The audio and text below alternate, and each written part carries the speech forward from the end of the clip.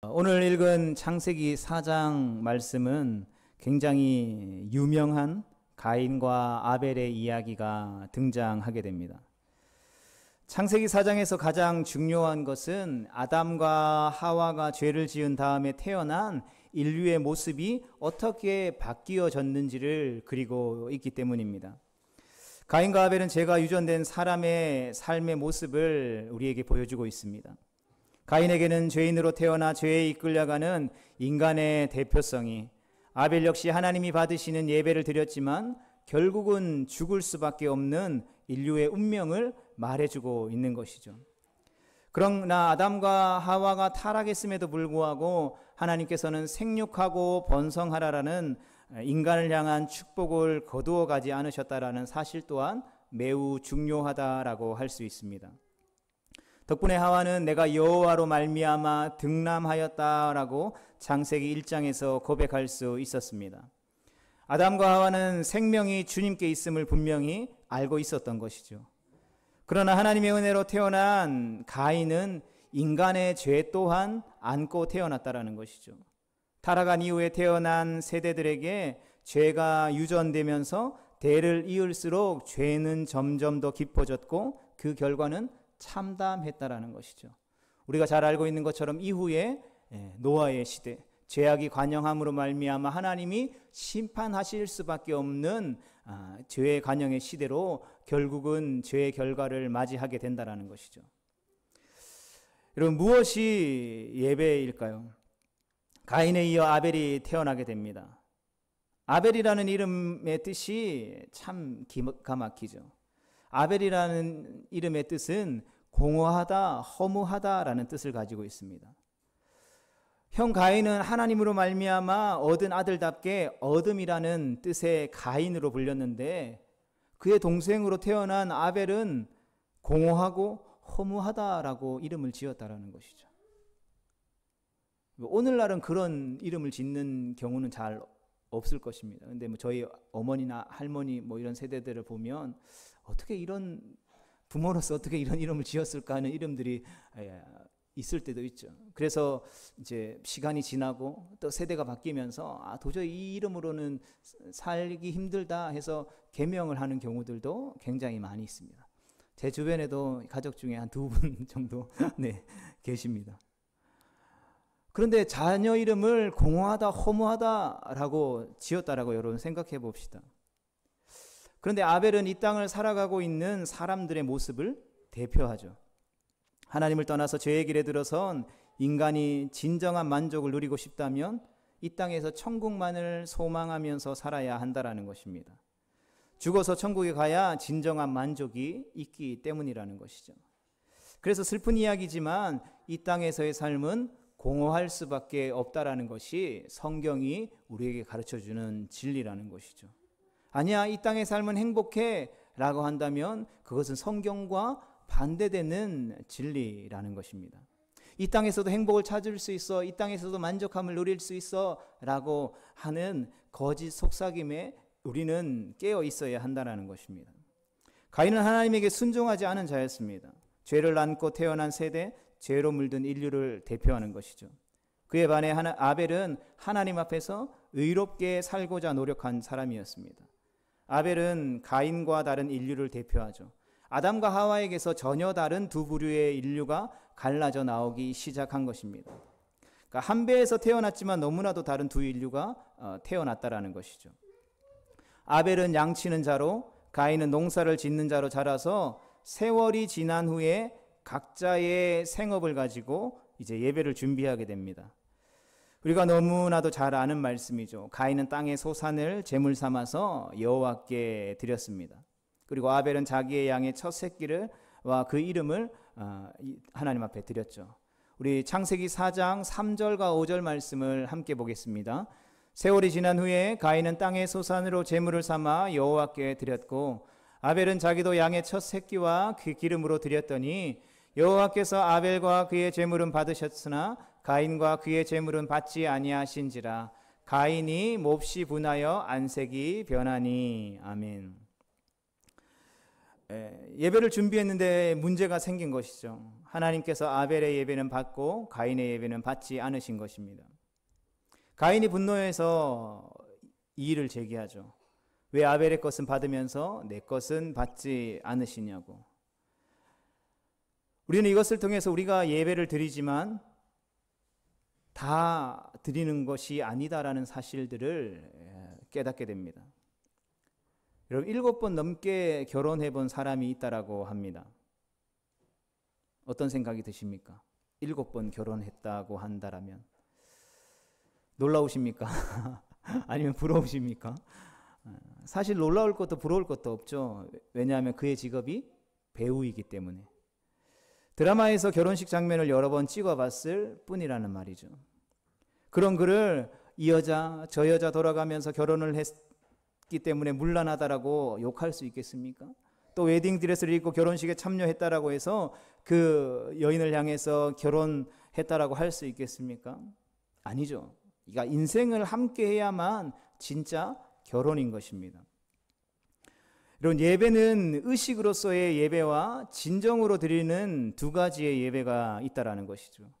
우리가 예배 시간에 나와서 참여하고 이 자리에 앉아 있다라고 해서 예배를 드리는 것이라고 할 수 있겠습니까? 안타깝지만 성경이 말하는 본질적인 예배의 모습에서는 아니라는 것이죠. 그러면 무엇이 진짜 예배입니까? 예배를 받으시는 하나님과 관계를 맺어야 진짜 예배인 것이죠. 우리 화면에 있는 내용 함께 보겠습니다. 시작. 예배를 받으시는 하나님과 관계를 맺어야 진짜 예배인 것입니다. 헌금을 드리고 봉사를 한다라고 해서 그것이 다 예배는 아니라는 것이죠. 그러면 그 두 가지의 예배 중에 무엇이 문제일까요? 하나님은 가인의 예배를 받지 않으셨습니다. 왜 받지 않으셨을까요? 가인은 싸고 저렴한 것을 시장에서 사왔기 때문에 안 받고 아벨은 저 백화점 서울 강남에 있는 백화점에 가서 고급 명품을 가지고 와서 하나님 앞에 드렸으니까 하나님이 받으셨습니까? 어떤 이들은 아벨의 양의 첫 새끼를 드렸는데 비해 가인은 첫 소산을 드렸다라는 얘기가 따로 없는 것으로 보아 정성이 부족했다라고 말하기도 합니다. 그러나 그렇지 않다라는 것입니다. 이것은 재물의 문제를 이해하지 않는다라는 것이죠. 만약에 재물의 문제가 있었다면 하나님께서 그 재물에 대한 문제점을 하나하나 조목조목 가인에게 이야기해 주셨을 것이라는 것이죠. 그런데 하나님은 그들이 드렸던 재물에 대해서 아무런 언급도 없으셨다라는 것을 우리는 주목해야 한다라는 것이죠. 그렇다면 가인의 예배는 받지 않으시고 아벨의 예배는 받으셨다라는 것은 그들이 드렸던 재물의 문제가 아니라는 뜻이죠. 우리가 성경을 이해하고 해석하는 제1원칙은 하나님이 직접 문제에 대해서 이야기해 주시는 설명에 귀를 기울이는 것이죠. 내가 알고 있고 경험하고 있는 그것으로 성경을 읽는 것이 아니라는 것이죠. 어떠한 일이 벌어졌을 때에 그것에 대해서 하나님의 말씀이 무엇이라고 말하고 있는지를 최우선적으로 살펴보고 들을 수 있어야 한다는 것이죠. 그런데 하나님께서 말씀하시자 희한하게도 가인이 이해 못한 게 아니라 다 알아듣습니다. 6절부터 7절 말씀 함께 보겠습니다. 여호와께서 가인에게 이르시되 내가 분하여 함은 어찌 됨이며 안색이 변함은 어찌 됨이냐 내가 선을 행하면 어찌 낯을 들지 못하겠느냐 선을 행하지 아니하면 죄가 문에 엎드려 있느니라 죄가 너를 원하나 너는 죄를 다스릴지니라. 아멘. 여러분 가인이 알아들은 것만 해도 가인이 드렸던 재물의 문제가 아니라는 것을 우리는 알 수 있죠. 여호와 하나님이 가인에게 물으십니다. 야, 너 왜 얼굴 찌푸려? 예배 드리는데 왜 인상이 왜 그래? 네가 화낼 문제야 이게? 여러분 우리가 선물을 누구에게 주는데 선물을 아무 그거 없이 받는 사람이 그 선물을 보고 인상을 찌푸린다라고 생각해 봅시다. 그거는 선물 받는 사람들의 입장이 아니라는 것이죠. 네가 선을 좋은 일 착한 일을 했다라면 왜 내가 안 받아줬을까라고 말씀하시는 것이죠. 여러분 하나님 앞에 우리가 당당할 수 있어야 당당하고 존귀해야 낯을 들 수 있는 것입니다. 그런데 가인은 낯을 들지 못할 만큼 문제가 있었다라는 것이죠. 그의 삶에 문제가 있었다라는 것입니다. 하나님은 이후에 이스라엘의 초대 왕이었던 사울에게도 비슷한 말씀을 하십니다. 사무엘이 아말렉과 그의 소유를 진멸하라는 여호와의 말씀을 사울 왕에게 전해 주었지만 사울은 아말렉의 왕 아각과 짐승 중에 가장 좋은 것만 남겨두었죠. 이 사실을 사무엘 선지자가 알고 사울 왕을 추궁하자 사울은 당당하게 대답합니다. 사무엘상 15장 15절에 보면 하나님 여호와께 제사하기 위해서 좋은 양들과 좋은 소들 중에서 내가 가장 좋은 것들로 남겨두었습니다 라고 변명하죠. 그때 사무엘상 15장 22절에 사무엘 선지자가 이렇게 이야기합니다. 함께 보겠습니다. 사무엘이 이르되 여호와께서 번제와 다른 제사를 그의 목소리를 청종하는 것을 좋아하심같이 좋아하시겠나이까. 순종이 제사보다 낫고 드는 것이 순양의 기름보다 나으니라. 아멘. 뭐라고 말씀하고 있는 것입니까? 제물이 중요한 게 아니라 삶을 드려야 좋은 제사, 좋은 예배라는 것이죠. 하나님의 말씀을 청종하고 하나님의 뜻대로 살아가는 것이 올바른 하나님의 백성의 삶이요 예배라는 것입니다. 아벨과 그의 제물, 가인과 그의 제물처럼 드리는 사람과 제물은 하나라는 것이죠. 그러니까 삶과 제물이 하나라는 뜻입니다. 하나님은 아벨과 그의 삶을 받으셨지만 가인의 삶과 그의 제물은 받지 않으셨다라는 것이죠. 그러니까 하나님은 거룩하신 분이십니다. 그래서 거룩하지 않은 가인의 삶을 받으실 수가 없었다라는 것이죠. 그가 선을 행하지 않았기 때문인 것입니다. 그러면 선을 행한다라는 것은 무슨 뜻이겠습니까? 기독교에서 말하는 선은 과연 무엇일까요? 세상에서 착한 일을 행하는 것이 과연 기독교에서 이야기하는 선일까요? 기독교에서 이야기하는 성경이 말하고 있는 선은 이 세상이 말하고 있는 윤리와 도덕의 문제가 아니라 방향성의 문제라는 것이죠. 그러니까 있어야 할 자리에 있고 가야 할 길을 가는 것이 바로 선이라는 것입니다. 마땅히 있어야 할 자리에 있지 않고 마땅히 가야 할 길을 가지 않는 것이 바로 악이라는 것이죠. 그래서 죄라는 것이 무엇입니까? 화살이 관역을 향해 날아가는데 그 관역에 꽂히지 않고 그 화살이 관역을 빗나가는 것, 화살이 가서 꽂혀야 하는 그 목표 지점을 향해서 나아가지 않는 것을 성경은 죄라고 하는 것입니다. 성경에 있어서 중간 지대는 없습니다. 선을 행하거나 선을 행하지 않거나죠. 선도 행하고 또 잘못도 하고 이런 건 없다라는 것이죠. 아주 간단한 것이죠. 적극적으로 악을 행해야만 악한 것이 아니라 선을 행하지 않는 그 모든 것이 곧 악이라는 것이죠. 그러니까 선을 행하지 않으면 선을 행하겠다는 뜻이 없으면 죄가 문에 엎드리는 것이죠. 결국 죄를 지을 수밖에 없다라는 것입니다. 그리고 이것은 우리가 잘 알고 있는 이 땅에서 살아가면서 지켜야 하는 윤리나 도덕의 문제가 아니라는 것이죠. 우리가 예수님을 중심으로 해서 사는가 살지 않는가의 문제라는 것입니다. 예수님이 원하는 삶을 살면 조금 연약하고 부족하고 세상에서 말하는 선을 잘 행하지 못한다 할지라도 그것이 선을 행하는 것이고 또 원하시지 않는 삶을 사면 그것은 악한 것이라는 것이죠. 세상에서 아무리 도덕적인 삶을 살고 사람들에게 칭송받는다 할지라도 성경은 그 사람을 의인이라고 하지 않는다라는 것이죠.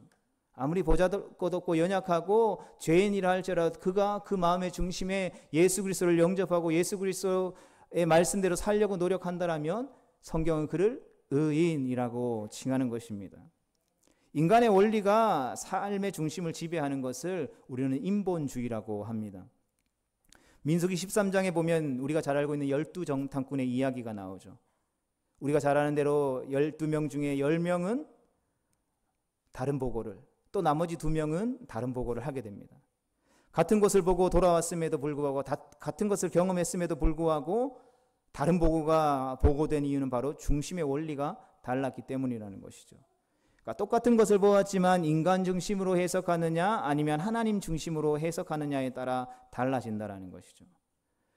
우리가 잘 알고 있는 대로 12정탐꾼 중에 10명의 정탐꾼들이 돌아와서 이스라엘 백성들 앞에 보고했던 보고의 내용 중에 사실이 아닌 내용은 하나도 없었다라는 것이죠. 그들이 거짓을 보고한 것이 아니었다라는 것입니다. 실제로 그들이 보고 경험한 그 나라는 가나안 땅은 강했고 기름진 땅이었다라는 것이죠. 하나님 중심으로 그들을 본다고 해서 전혀 달라질 것이 없다라는 것입니다. 여호수아와 갈렙도 그 땅의 족속들이 강하다라는 것을 알고 있었죠. 그러나 하나님이 기뻐하시면 전혀 다른 결과를 가져올 수 있다는 것을 알았기에 다른 보고를 하게 되었다는 것입니다. 세상을 보는 판단력을 잃어서가 아니라는 뜻이죠. 상황은 똑같지만 그 중심에 무엇이 있고 그 중심을 가지고 어떻게 그것들을 보느냐에 따라서 그 결과는 확연히 달라진다는 것이죠. 우리의 삶의 중심이 땅에 있으면 불평이 나올 수밖에 없다는 것이죠. 그러나 믿음의 눈을 들어 하나님의 나라를 소망하고 바라본다라면 믿음의 말이 나올 수밖에 없다는 것입니다. 그러하기 때문에 그리스도인은 하나님 앞에서 변명할 수 없다는 것이죠. 하나님, 제가 얼마나 힘든지 아시죠? 제 상황 아시잖아요. 이렇게 할 수밖에 없어요. 저는 이런 말을 할 수 없다는 것이죠. 우리가 하나님께 우리의 삶의 어떤 모습들을 보채거나 불평하고 불만을 가지기 전에 먼저 우리의 중심이 무엇을 향해 있는지, 우리의 중심이 무엇을 바라보고 있는지를 점검할 수 있어야 한다는 것이죠. 신앙생활의 끝없는 싸움이 무엇입니까? 바로 우리의 중심을 어디에 두느냐, 이것이 끝없는 신앙의 씨름인 것입니다. 죄는 그냥 죄 끝이 아니라 죄는 살아있죠. 끊임없이 우리를 삼키려고 발버둥치고 몸부림친다라는 것이죠. 죄는 죄인인 인간의 중심을 끊임없이 자기 쪽으로 끌고 가려는 속성을 가지고 있습니다. 그래서 우리의 중심이 하나님을 모시지 않으면, 끊임없이 하나님을 바라보고 하나님께로 우리의 중심을 향하지 않으면 어떻게 됩니까? 당연히 우리의 삶이 교회에 나와서 예배드리고 예수님을 믿고 성경을 읽고 모든 종교 행위들을 다 하지만 우리의 삶이 죄를 짓는 방향으로 기울 수밖에 없다라는 것이죠.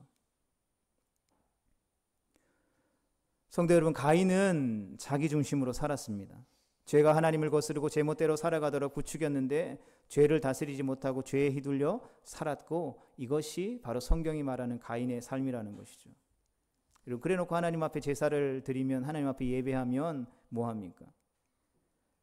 삶의 방향이 하나님을 향해 있지 않고 하나님이 원하시는 대로 살지도 않았는데, 하나님의 말씀을 청종하거나 하나님과 관계를 맺으려고 하지도 않았는데 하나님이 그의 제사를 받으셔야 하는 이유가 어디에 있느냐라는 것이죠. 결국 아담과 하와의 타락으로 인해서 야기되는 결과는 참혹했습니다. 전에 없던 전혀 다른 세대가 태어난 것이죠. 삶에 전혀 하나님이 기뻐하시는 삶의 모습이 없으면서도 하나님 앞에 나와 예배드리고 제사드릴 수 있을 정도로 뻔뻔한 세대, 얼굴을 붉히며 하나님 앞에 대들기까지 하는 세대가 등장하게 되었다라는 것입니다. 여러분, 적어도 아담과 하와는 죄를 어떻게 대했습니까? 부끄러워했죠. 부끄러워서 숨었다라는 것입니다. 그런데 새로운 세대, 일어난 세대는 어떠한 모습입니까? 자기가 하나님 앞에 의롭지 못하면서도, 하나님 앞에 합당한 삶을 살지 못했으면서도 매사에 당당하죠. 하나님을 두려워하지 않고 오히려 죄로 치우치는 세대, 회개하기는커녕 하나님 앞에 대항하고 분풀이하는 세대가 태어난 것입니다. 이런 타락 이후로부터 인류는 죄의 속성을 타고나기 시작했습니다. 그리고 결국 인류 최초의 살인자까지 등장하게 되죠. 여러분, 악으로 치닫는 세상, 바로 지금 우리가 속해 살아가는 세상이 시작되어진 것입니다. 창세기 4장 8절 말씀 함께 보겠습니다. 가인이 그의 아우 아벨에게 말하고 그들이 들에 있을 때에 가인이 그의 아우 아벨을 쳐 죽이니라. 아멘. 여기서 말하다라는 단어는 지시하다, 명령하다라는 뜻과 함께 간구하다, 간청하다라는 뜻이 있습니다. 즉 가인이 그의 아우 아벨을 향하여서 말했다라고 하는 표현은 가인이 아벨을 향해서 아벨아 나랑 같이 들러 나가자라고 말했다라는 것이죠. 그냥 말했더니 가인이 듣지 않는 것입니다. 그러자 가인이 어떻게 행동했다라는 것입니까? 간청하고 애청하면서 아벨을 들러 데리고 나아갔다라는 것이죠. 대부분 이 사건들을 바라보면서 가인이 들에서 동생 아벨과 있다가 농사 짓고 양을 치고 함께 삶의 자리에 있다가 어쩌다가 욱해서 가인이 동생을 죽인 것이다라고 오해하지만, 정확히 성경이 기록하고 있는 의미로 이 사건들을 바라보면 가인이 들로 나가자고 아벨을 꾀은 것이죠. 꾀어내어 죽인 것이라는 것입니다. 원하는 바를 꼭 이루기 위해서 부탁하다가 윽박지르다가 애원도 했다라는 것이죠. 이것이 무엇을 의미합니까? 가인이 분명한 의도를 가지고 있었다라는 것이죠. 어쩌다 보니까 내가 실수로 살인했어, 이 이야기를 하고 있는 것이 아니라 가인은 처음부터 아벨을 죽이기 위한 의도와 계획을 가지고 있었다라는 것이죠. 그래서 그를 어떻게 해서든지 들로 데리고 나아가려고 몸부림쳤다라는 것입니다. 이런 이 모습을 보면서 우리는 섬뜩함을 느낍니다. 죄를 다스리기는커녕 오히려 앞서서 계획하고 그 계획을 결국 실행에 옮겼던 것이죠. 오늘 본문 9절 말씀입니다. 함께 보겠습니다. 여호와께서 가인에게 이르시되 내 아우 아벨이 어디 있느냐? 그가 이르되 내가 알지 못하나이다. 내가 내 아우를 지키는 자니이까. 이전에 아담에게 물으셨던 것처럼 하나님은 가인에게 내 동생이 어디 있냐라고 물으셨습니다. 또다시 재판이 시작된 것이죠. 그리고 그 재판에서 우리가 잘 알고 있는 것처럼 아담은 적어도 자신의 부끄러움을 고백하기로도 했습니다. 그렇다고 아담이 의롭다라는 뜻이 아닙니다. 그런데 가인은 뭐라고 합니까? 그 하나님 앞에 대드는 것이죠. 내가 내 아우를 지키는 자입니까? 하고 되려 하나님 앞에 나서는 것입니다. 그리고 이어진 창세기 4장 10절로 12절 말씀 함께 보겠습니다. 이르시되 내가 무엇을 하였느냐? 내 아우의 핏소리가 땅에서부터 내게 호소하느니라. 땅이 그 입을 벌려 내 손에서부터 내 아우의 피를 받았은즉 내가 땅에서 저주를 받으리니 내가 밭을 갈아도 땅이 다시는 그 효력을 내게 주지 아니할 것이요 너는 땅에서 피하며 유리하는 자가 되리라. 아멘. 아벨의 피가 땅에서부터 대성통곡하며 부르짖었다라는 것이죠. 가인이 죄를 물려받아서 태어나서 그렇다라고 치고, 그렇다면 아벨은 무슨 죄가 있습니까? 죄악된 이 세상에서 태어나서 그가 한 일이라고는 하나님이 기뻐하시는 제사를 드린 죄밖에 없다라는 것이죠. 여러분, 이 말씀을 대하고 이러한 아벨의 모습들을 바라보면서 누가 봐도 시험될 만한 상황이라는 것이죠. 그리고 이 아벨의 상황에 대입해서 오늘날 자신의 삶을 하나님 앞에 묻고 실망하고 시험에 드는 성도들이 많다라는 것이죠. 하나님, 내가 하나님 얼마나 예배했는데, 얼마나 열심히 하나님 앞에 기도했는데, 열심히 얼마나 봉사했는데 왜 하나님 나 지켜주지 않으셨어요? 억울해요. 게다가 아벨은 자기가 무엇 때문에 죽어야 하는지도 모른 채 죽었다라는 것이죠. 죄송합니다만 속된 말로 세상 말로 개죽음이라는 것입니다. 형이 간청하고 애원해서 형을 따라서 들러 나갔을 뿐인데 느닷없이 형에게 맞아 죽은 것이죠. 그는 천국에 다다라서야, 하나님 앞에 가서야 자기가 왜 죽었는지 알게 되는 것이죠. 여러분, 이 땅에 살아가는 우리의 모습으로, 우리의 생각으로 바라볼 때 이 얼마나 억울할까요? 여러분, 아벨의 상황은 억울하다라는 것이죠. 억울하기만 합니까? 허무하죠. 아벨은 자신의 이름처럼 공허하고 허무한 인생을 살다가 죽었다라는 것이죠. 성경은 이러한 아벨을 의인이라고 칭합니다. 의인은 성품이 아니라 관계에 의해서 결정되기 때문이죠. 하나님과의 관계가 곧 바른 사람이 바로 의인이라는 것이죠. 죄가 무성한 세상에서는 의인이 대접을 받을 수 없는 것입니다. 오히려 푸대접 받는다라는 것이죠. 의인의 삶은 이처럼 공허하고 허무한 것입니다. 그럼 선을 행하도 돌아오는 것이 있습니까? 선을 행하면 오히려 홀대를 받거나 악에게 치받치기 일수라는 것이죠. 오늘날 우리가 살아가는 이 시대가 어떻습니까? 우리도 역시 아벨이 살았던 죄가 관영하는 이 시대를 살아갑니다. 하나님께 열심히 예배드리고 또 때를 얻든지 못 얻든지 복음을 전하고 또 기도할 수 있다면 하나님 앞에 나아가 부르신 삶의 모든 자리에서 기도하면서 주신 직분과 사명을 감당하려고 발버둥 친다라는 것이죠. 그냥도 살아가기 힘든데 신앙생활까지 하면서 살아가려니까 2배, 3배, 10배 더 힘든다라는 것이죠. 그러면 우리의 인생이 그렇게 수고하고 애쓰면 더 좋은 일들만 생기고 더 풍성해지고 더 행복해야 되는 것이 이 세상의 원리이고 가치일 것입니다. 그런데 돌아오는 것은 어려움 뿐이라는 것이죠. 믿음으로 열심히 살려고 하는데 우리의 삶에 나타나는 것은 문제투성이라는 것입니다. 주의 말씀 의지해서 어찌됐든 세상에서 빛과 소금의 역할을 감당하려고 애쓰면서 사는데 돌아오는 것은 오해와 핍박과 시기와 질투와 모함밖에 없을 때가 많다라는 것이죠. 그러나 그것이 하나님 때문이 아니라 죄 때문이라고 아벨을 통해서 주님이 우리에게 말씀하고 있는 것입니다. 죄악이 강령하는 세상은 의로움이나 선함과는 거리가 멀기 때문인 것이죠. 그래서 아벨은 이 땅에서 공허하고 허무한 인생의 대표자라고 할 수 있습니다. 악에 의해 꺾이는 세상, 의인의 오해와 받고 괴롭힘 당하며 오히려 넘겨짐을 당하는 세상인 것입니다. 선을 좋아하는 세상이 아니라 선을 싫어하는 세상이라는 것이죠. 선을 싫어할 뿐만 아니라 남이 선한 것도 보기 싫어하는 세상이라는 것입니다.